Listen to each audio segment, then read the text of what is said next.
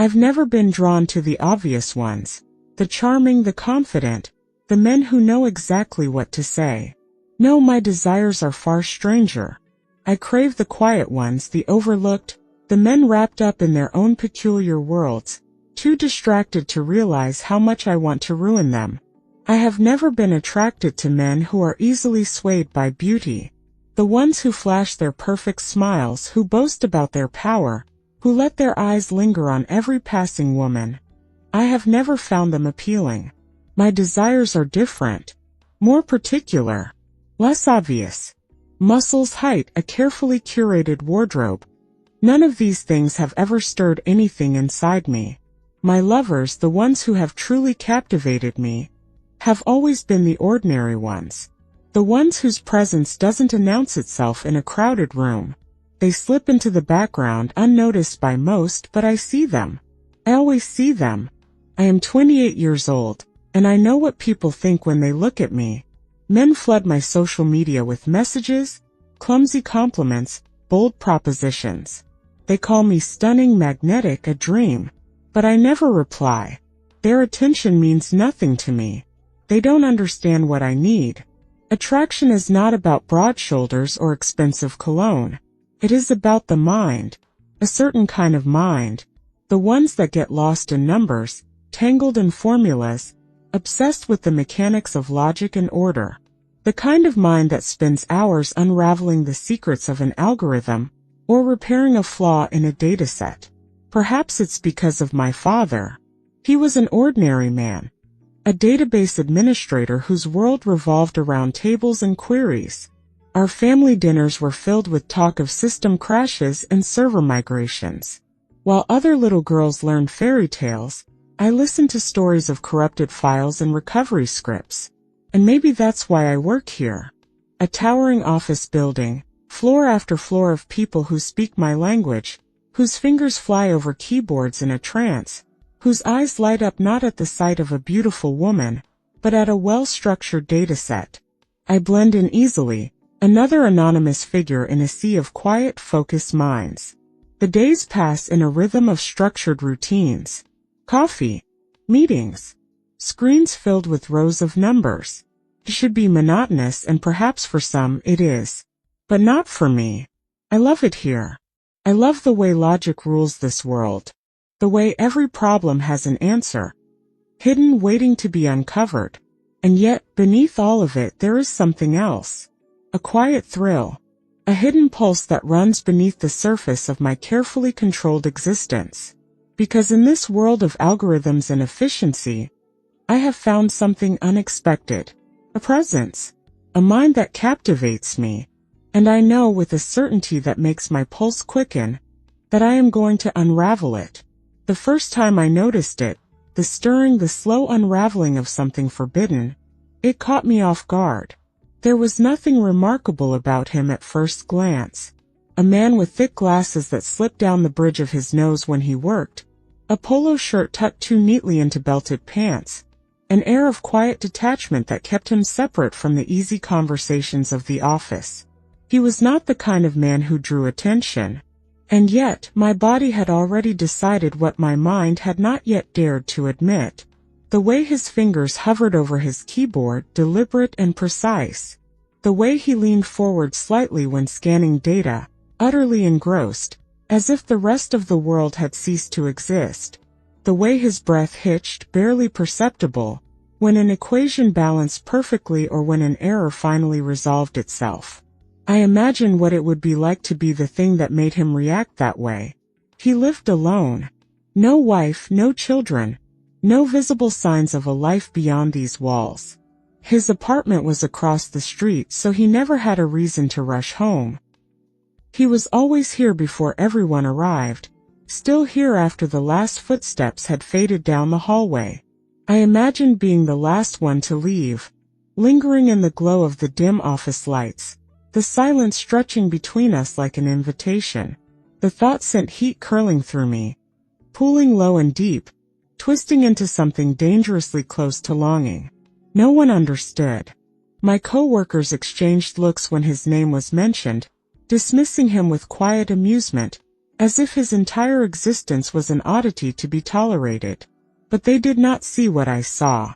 They did not notice the quiet intensity, the way his mind worked relentlessly, the way his focus burned so fiercely it made my breath catch. At night, when the hum of the city faded into quiet, he was the last thing on my mind. I lay in the hush of my bedroom, fingers grazing my skin, my body tense with thoughts I shouldn't be having. I imagined my own reflection in his glasses, the way his shirt would wrinkle if my hands tugged it free, the way he might hesitate, startled, before surrendering to something he had never expected. I wanted to undo him. Still not subscribed to Nasty Talks? Hit the subscribe button now to be the first to hear our stories every day. Strip him of his control just for a moment, to see what lay beneath the careful restraint, to feel his breath hitch for reasons that had nothing to do with a spreadsheet. It was madness, this fixation, and yet it consumed me. Every morning as I stepped into the office, I felt it again. That slow, deliberate ache, the pulse of something unspoken. And every night as I lay in the dark, it was his name that slipped through my lips like a confession. I wanted to make him happy, and one day I would. The first time I tried, I thought maybe he didn't notice. I let my shirt ride up just enough when I reached for something near his desk, feeling the cool air whisper across my skin. I leaned in when we worked late together, close enough that he could catch the scent of my perfume, close enough that my breath should have sent a shiver down his spine. Nothing. I spoke in lowered tones, let my fingers graze his when I handed him papers, made sure he saw the shape of me beneath the dull office lighting. I even let the suggestion slip, a quiet invitation disguised as something casual. He barely reacted. It should have discouraged me, but instead it only made me want him more. A man who didn't chase. A man who wasn't swayed by simple tricks. A man who kept his focus where it belonged, unwavering, unshaken. I would have to make him see. Friday. The end of the week. The office emptied early, leaving only the quiet hum of machines and the occasional distant sound of an elevator door sliding shut. I knew where he would be. I waited until the silence was absolute, until the last footsteps faded into nothing. Then I walked to his office, the door slightly ajar, the soft glow of his monitor casting blue light across his hands as they moved over the keyboard. He didn't look up when I entered. He never did, too absorbed in his world of data and calculations. That was fine. I didn't need his attention just yet. "Don't worry," I murmured, my voice calm, certain. "I'll be quick. And then I'll leave." No reaction. Not yet. I sank to my knees, the floor cool beneath me, and slipped beneath his desk. His focus didn't waver until my fingers found his belt, until I pressed just enough for him to feel the tension of fabric shifting against him. He stiffened. A sharp intake of breath, a twitch in his fingers as they hesitated above the keys. I felt the muscles in his thighs tense beneath my hands, the restrained confusion in the way his body reacted even as his mind tried to pretend nothing was happening. He started to move, to push back from the desk, to speak, but I stopped him with only a whisper. "Work," I murmured. "I won't distract you." His breath caught. I felt the moment his body betrayed him, the way the tight control he carried himself with began to unravel, slow and unwilling, but inevitable. He stayed still for a long moment, his heartbeat thrumming just beneath the surface, his hands frozen above the keyboard. And then hesitation, surrender. The chair creaked as he settled back into it, his fingers returning to their work. I smiled. Now he understood. At first he tried to ignore me. The rhythmic clicks of his keyboard, the quiet motion of the mouse, he held onto them like a lifeline, as if he could keep his focus, as if he could keep control. But I knew better. I took my time. Soft, deliberate movements, a slow exploration, teasing, waiting for the moment when his hands would falter, when the rhythm of his breath would betray him. And then it happened. The keys went silent. The faint whir of the computer was the only sound between us, his body shifting against the leather of his chair, A sharp inhale that he tried to swallow down. Still he didn't touch me. Didn't reach down, didn't push me away or pull me closer. He was frozen, caught between restraint and the weight of his own unraveling. That was when I let go of subtlety. More pressure, more insistence, until his thighs trembled beneath my hands. The sharp edge of his desk pressed against my shoulder, but I didn't care. His breaths were uneven now, coming in short, heavy bursts, the faintest tremor in his muscles telling me everything I needed to know. Then his voice. It wasn't a word so much as a sound, low and strangled, something between resistance and surrender. And then, finally, the breaking point. Wait, yes. Barely a whisper, but it reached me. The control he fought so hard to maintain slipped through his fingers, his back arching slightly against the chair. A final shuddering breath, and then the taste of salt on my tongue. I didn't hesitate. I wiped my lips, smoothed my skirt, and slid out from beneath the desk with effortless ease. His face was turned away, one hand covering his mouth, his other still resting limply on the keyboard, as if he were trying to pretend the last few minutes hadn't happened, as if he could will himself back into the machine-like precision he lived by. I smiled, without a word, without waiting for him to process what had just unraveled between us. I turned and walked out of his office, leaving only the lingering scent of my perfume and the ghost of my breath against his skin. I had done what I wanted, and now he would want it again. I spend 8 hours a day to make sure you enjoy every story. Please support my channel with a donation on PayPal to continue enjoying nasty talk stories every day. The weekend stretched long and slow, each hour dragging against my skin like the edge of something unfinished. I didn't expect him to call. Men like him, men who live inside numbers and routines, who keep their lives folded neatly into precise columns and rows. They don't know how to react when their world is knocked out of alignment. And I had done more than just disrupt him. I had dismantled something carefully held together, slipped my fingers beneath his control and pulled. And yet the thought of it thrilled me.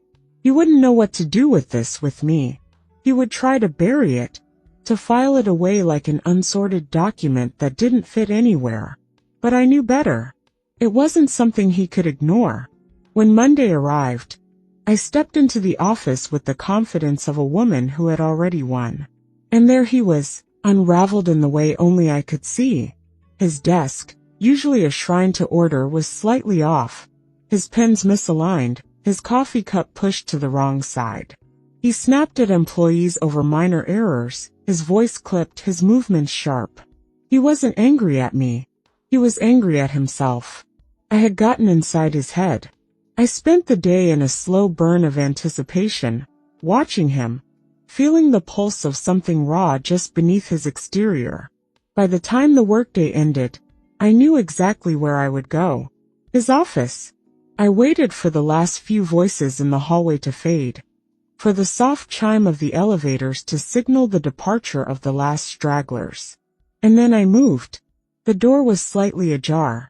I pushed it open, stepping inside, only to find the room empty.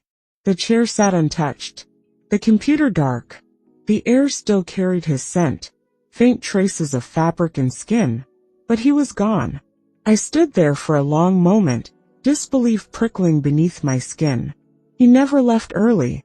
Not once in all my time working here had he abandoned his sanctuary before the office emptied for the night.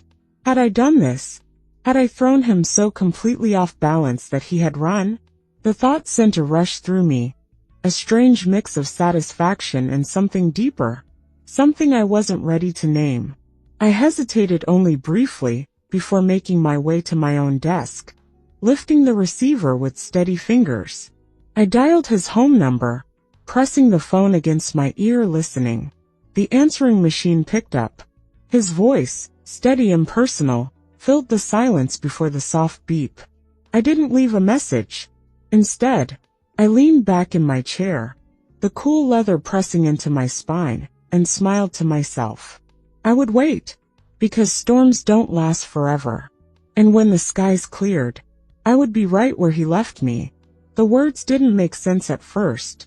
I had been half listening, twirling a pen between my fingers, distracted by the lingering weight of his absence, when someone mentioned it. He had quit. The pen slipped from my grasp. The room tilted. My stomach lurched violently. And suddenly, I was stumbling toward the restroom, barely making it in time before my body rejected everything inside it. When the sickness passed, I gripped the edges of the sink, staring at my own reflection. Wide eyes, pale skin, lips parted as if I could breathe him back into existence. This was my fault. Had I unraveled him so completely that he had run? Had I shattered something fragile within him that I hadn't even known was breakable? I pressed a damp paper towel against my forehead, but it did nothing to soothe the weight in my chest. All day, I moved like a ghost through the office, untouched by the normal chatter, the hum of fluorescent lights pressing down on me like a physical force. I didn't eat. I didn't speak. Guilt settled into my bones, thick and unshakable. Why hadn't he said anything? Why hadn't he confronted me, demanded to know why I had done it, why I had pushed? Why had he simply disappeared? I couldn't think, couldn't function.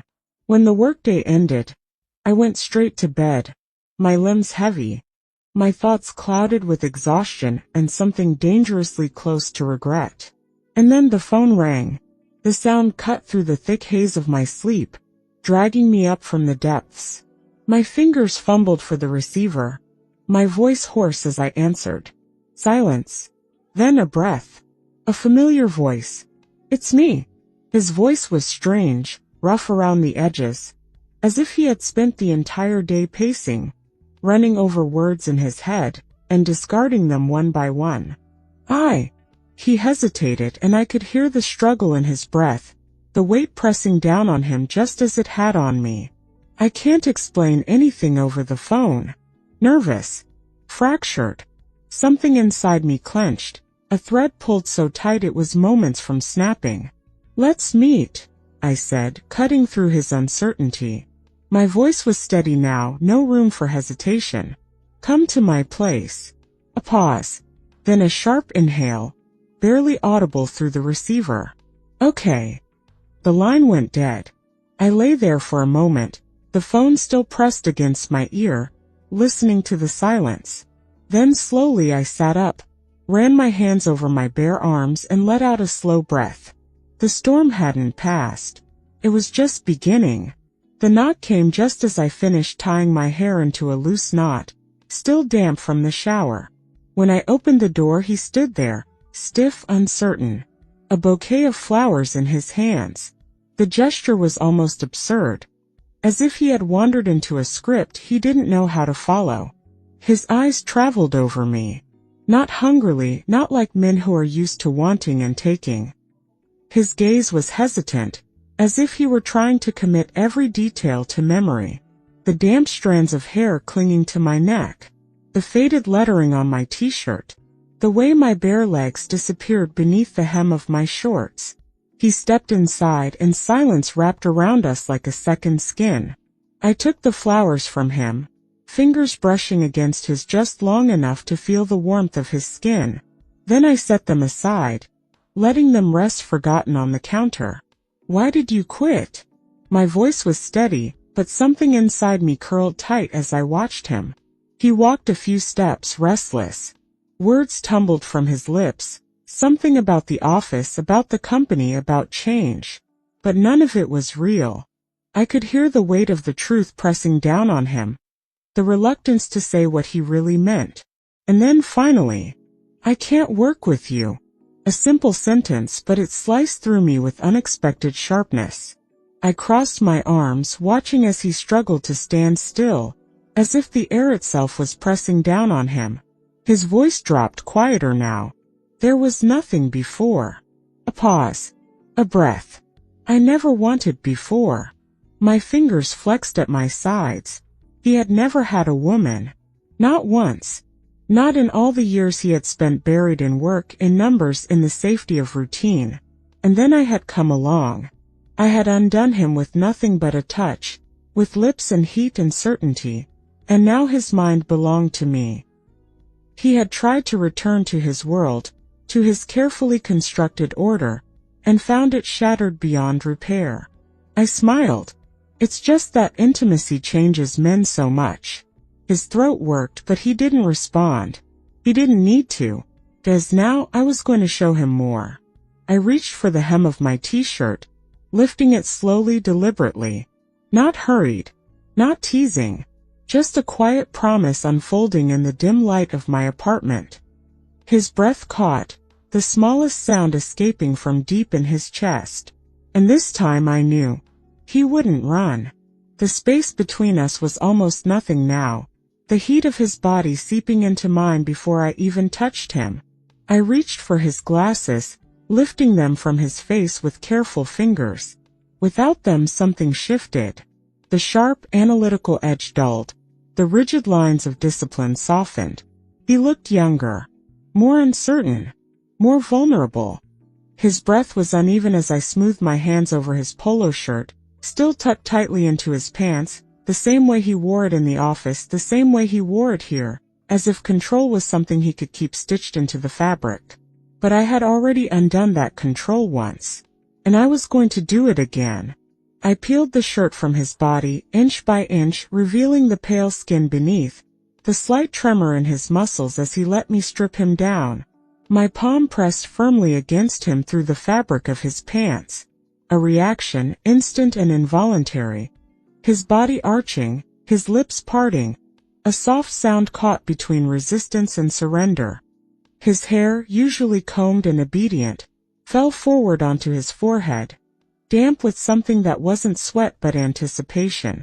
I led him to the bed, a slow retreat, never breaking contact. He followed, silent except for the sound of his own breathing, heavier now, measured. His pants slid from his hips with little resistance. Then his underwear.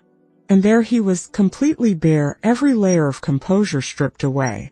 I remained in my shorts. A small barrier, a deliberate pause. He wasn't ready to have everything at once, not yet. Turning away, I knelt between his legs, my hands finding him with a gentle certainty. The warmth of his body beneath my fingertips, the subtle tremors that ran through him as I moved. I was careful. I remembered how easily he had come undone last time. My fingers worked him in slow, deliberate motions, coaxing, not overwhelming. His hands hesitated at first, hovering, unsure of whether he was allowed to touch. But then instinct overpowered hesitation, and his palms settled firmly on my hips, his fingers digging into the curve of my backside. A quick learner. I smiled, though he couldn't see it. Slowly, I slid my shorts down my legs, turning my back to him as I did. I heard his breath hitch, a quiet, almost imperceptible reaction, but I felt it. And then I straddled him. His body tensed beneath me, the first sharp intake of breath as I began to move. Just the slightest motion at first, a slow rolling rhythm. Back and forth. His hands left my hips and gripped the sheets instead, knuckles white. His jaw clenched as if he were struggling to contain something that threatened to escape. He closed his eyes. I pressed my palms against his chest, feeling the unsteady rise and fall beneath my touch. And then I moved deeper. His hands moved, hesitant at first, then firmer, sliding upward, finding the softness of my chest. A careful touch, fingers testing, learning, memorizing. His breath hitched, sharp and unsteady, and I felt the warmth of it against my skin. I thought about it again. How this was his first time, how he had spent his life untouched, never knowing what it was like to lose himself like this. The thought sent heat curling low in my belly, a deep satisfaction at being the first to teach him. I leaned forward, pressing closer, my hands finding a rhythm, guiding him. The tension between us tightened, the air thick, heavy with something inevitable. A quiet exhale from his lips. Deep low, the kind of sound that sent shivers down my spine. I let myself sink into it, let my body take control. My lips brushed against his neck. his pulse hammering just beneath the skin. The taste of him was warm, clean, something untouched yet intoxicating. I moved faster, needing more, feeling the fire build inside me. And then his body tensed beneath me. A sharp inhale, the tightening of his fingers against my skin. He trembled, every muscle locking as his hips lifted, his breath catching on the edge of something he couldn't stop. Yes, yes. His voice was rough, raw, breaking apart as he let go completely. I smiled. He collapsed back against the bed, his body lax, his breath still uneven. But I wasn't finished. The heat inside me was unbearable now, an ache that pulsed with every beat of my heart. He had lost himself completely, but I was still teetering on the edge. I left him there, slipping off of him with a slow, deliberate movement. He was too dazed to stop me, too lost in his own unraveling to even notice the way I moved toward the bathroom. Inside, I locked the door behind me. The air was cooler here, but my skin still burned. I reached for the familiar toy, pressing it against the tiled wall. The shower knob turned, and the sound of rushing water filled the space, covering everything else. I bent forward, my palms pressing against the slick surface. My body knew what it needed, knew exactly how to find relief. The first movement sent a sharp gasp through me. The sensation electric, immediate. Faster. Harder. My breath came in quick, ragged bursts, my free hand covering my mouth to muffle the sounds threatening to escape. The water cascaded over my back, cooling my overheated skin, but inside the fire raged hotter, sharper. And then everything shattered. My body clenched, my vision blurred, every nerve sparking at once. I bit down on my knuckles, stifling the cry that threatened to break free, riding out the last trembling waves until I sagged forward, my forehead pressing against the cool tiles. The water washed over me, cooling me, steadying me. When I returned to the room, I was calm again, and he was still there, waiting. He sat there, composed, as if nothing had happened. His glasses perched on his nose, his polo tucked back into his pants, hands resting neatly in his lap. If not for the flesh still lingering on his neck, the slight stiffness in his posture, I might have thought I had imagined everything. The sight of him like this, so careful, so controlled, rebuilding himself piece by piece, only made me want him more. I didn't hesitate. I threw myself into his arms, pressing against him, still damp from the shower, still bare while he remained buttoned up, folded back into the version of himself he understood. He didn't expect it. His body tensed beneath mine, his breath caught, hands hovering as if he didn't know where to place them. Will we see each other again? His fingers twitched toward his glasses, adjusting them in that absent-minded way he always did when deep in thought. Of course. The enthusiasm in his voice sent a slow thrill through me. Good. There was still so much to teach him. How to move, how to take, how to let himself fall completely into the pleasure of another person without hesitation or restraint. He had lived too long in control of his own world, in the quiet predictability of numbers and order. I would be the one to pull him out of it, to show him how it felt to let go. But he was learning quickly. We lay together, my skin pressed against the stiffness of his clothes, my breath warm against the collar of his polo. He didn't touch me, not yet, but I felt the heat of him, the quiet weight of his body beneath mine, the slow shift of his chest as he exhaled. It was a beginning, a deliberate unraveling, and now he was mine. Like this video and subscribe to Nasty Talks. Don't forget to send this video to your friends on WhatsApp, so they can enjoy it too. Thanks for being here with me.